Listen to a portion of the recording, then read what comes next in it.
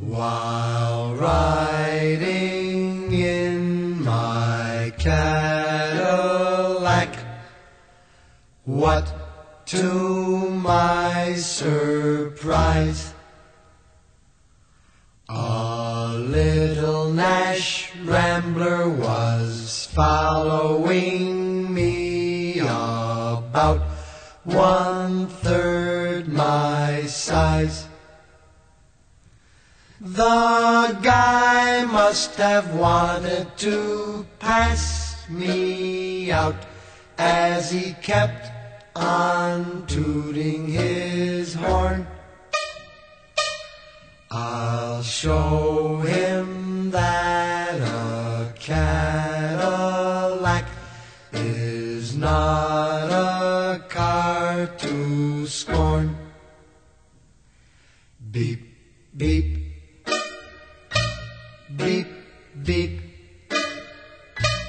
His horn went beep, beep, beep.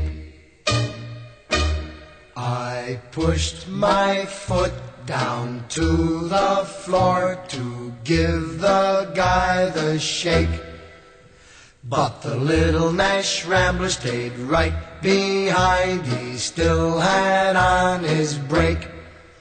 He must have thought his car had more guts, as he kept on tooting his horn. I'll show him that a Cadillac is not a car to scorn. Beep, beep, beep, beep. His horn went beep, beep, beep. My car went into passing gear and we took off with gust. Soon we were doing 90, must have left him in the dust. When I peeked in the mirror of my car, I couldn't believe my eyes. The little Nash Rambler was right behind. I think that guy could fly. Beep, beep, beep, beep. His horn went beep, beep, beep. Now we're doing 110. This certainly was a race.